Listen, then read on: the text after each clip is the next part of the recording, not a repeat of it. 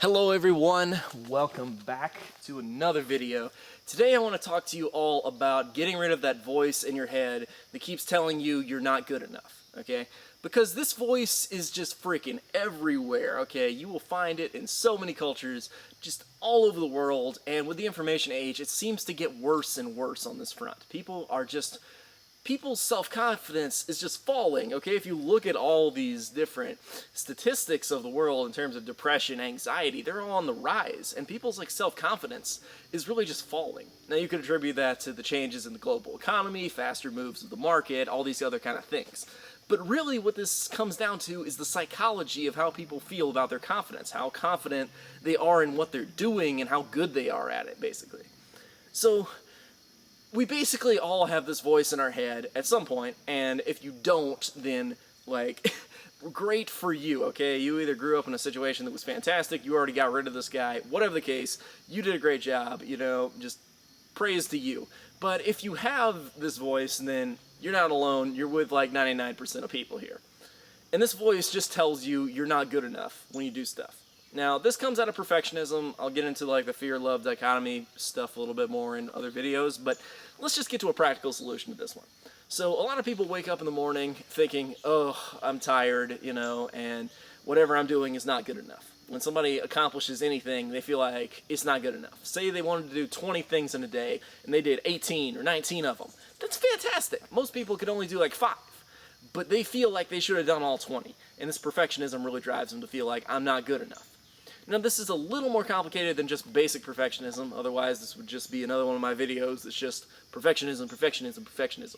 It's a great topic to talk about because it is a horrible force, and this is kind of on what it's about, but specifically on that voice, okay?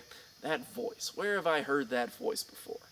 Because it's just all the time, not good enough, not good enough, not good enough, not good enough.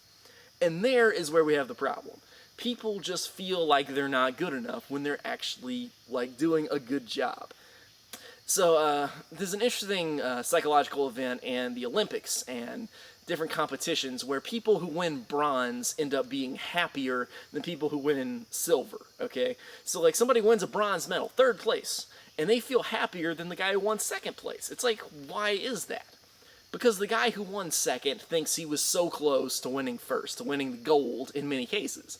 Versus the guy who wins bronze just feels like, hey, everybody, I won. I'm in the I made the podium kind of thing. And it's that kind of psychological effect that we're dealing with every day. When we have good results, like winning a silver medal after all, why can't people be happy with that? And it's when you live in one of the best countries in the world, when you live in the first world instead of the third world where a majority of people tend to live, then it's shouldn't we have joy and happiness all the time? Because a lot of immigrants come to countries that have that, and they just see gold in the streets, and they're like, oh, I'll work for anything because this is so fantastic compared to where I came from.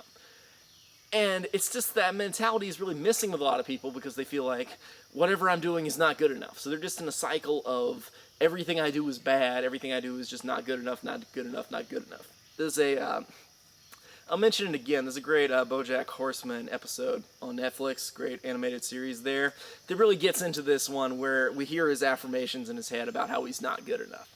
Now, people just generally tend to judge instead of to praise. So when people see something they really like, then they don't actually say much about it in many cases. Or at least when it's face-to-face kind of interaction. The internet's actually pretty good at this one, but face-to-face interaction, people are usually saying, oh, they just want to criticize. They want to think that whatever the person did that was good was obvious to that person versus, what they did is bad. They need to point that out. This is entirely the opposite case. If you read How to Win Friends and Influence People, it really gets into that. Excuse me. Then it's a pretty big deal about it, okay? Because you want to get rid of that voice because what it's doing is it's sowing these seeds into your subconscious mind that you're not good enough. If you keep telling yourself and getting this criticism, everybody's criticizing each other and themselves and everybody, then what they're doing is they're sowing these seeds into their subconscious mind that they're not good enough, that they're not going to be able to achieve things. So they're telling themselves, I can't do it, which then the subconscious mind spits back in a greater force, because that's what it does. It's like when you plant the seeds in the garden, it grows up, all these weeds. You planted so many negative weed seeds, now you get all these weeds, and you're like, what's with all these weeds? Because they're all coming back, and they're just hitting the person back with this huge tidal wave of, I'm not good enough. So when somebody thinks about like doing something like, oh, I should do some drama, or like I should make a video, or I should go have some fun today, this voice says, no. And it just keeps being like that, no.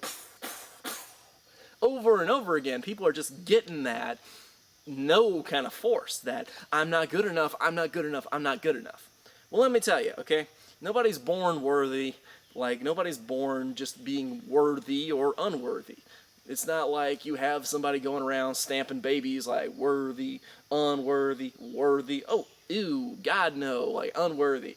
See, that's not what happens, okay? It's really what you think about yourself. So you really need to change that voice that says, I'm not good enough, because it's deep in our culture and it's everywhere. But let's get rid of it, okay?